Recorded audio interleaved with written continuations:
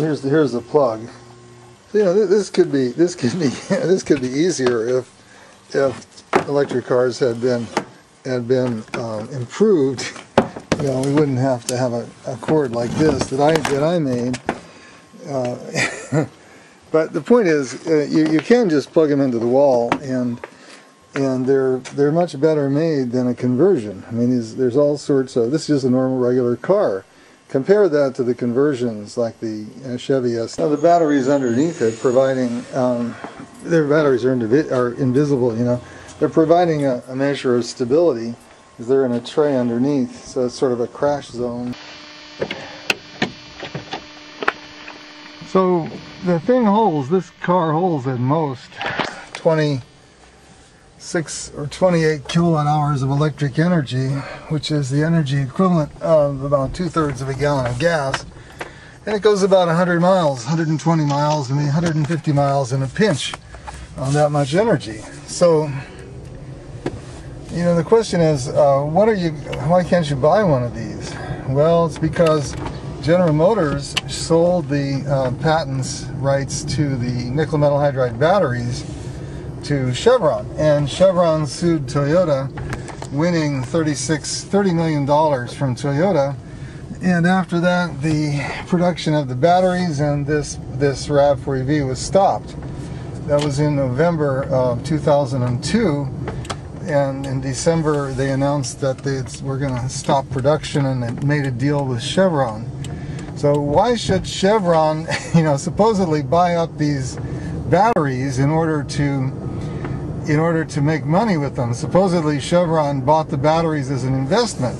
Well, if they want to make money off them, why did they sue Toyota to stop them from making the cars, which was the principal use? And after that, you could only use them, these nickel metal hydride batteries, for Priuses that can't plug in, and other hybrids that can't plug in. So to this date, there is no more plug-in car for sale ever since November 2002. So why should Chevron be able to do this? Well, it's because no one has had the gumption to stand up to Chevron, and they still don't. You know, they still allowing Chevron to control the market in electric cars by stopping plug-in cars. And now, you know, we have regenerative braking, so that instead of wasting brake linings and instead of wasting energy, we suck the energy of motion back into the battery and we come to a stop.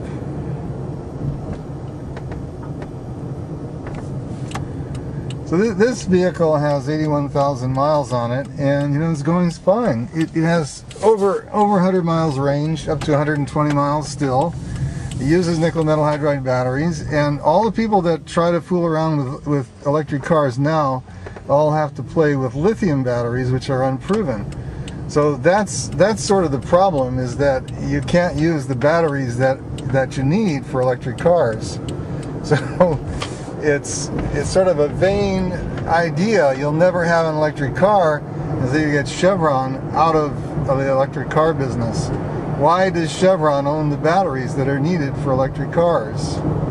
Why does Chevron Ovonics Battery Systems, Cobusys, own control of the worldwide exclusive patenting rights to nickel metal hydride batteries? Why does GM refuse to admit that they sold the batteries to Chevron, and refuse to admit that these are the only batteries that actually last longer than the life of the car?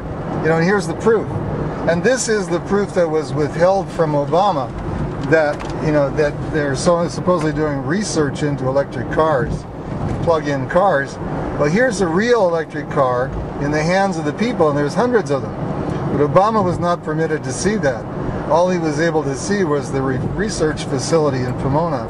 He was not allowed to see a real electric car that is in the hands of real people that are just driving them every day.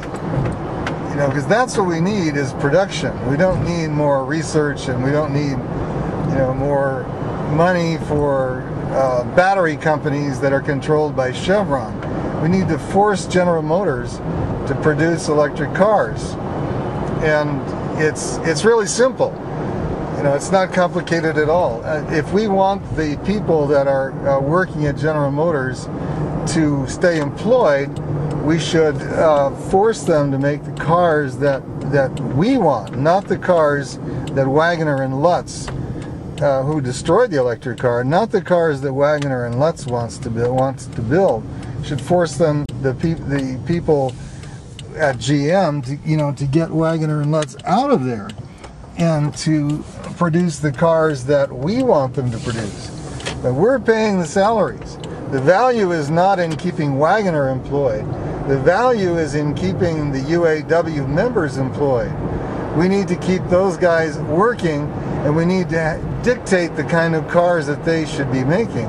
Why should Wagoner be telling them to continue making gas guzzlers? Why should Lutz be stonewalling, refusing to build electric cars, which were around 15 years ago, and which this car is still running, is working great.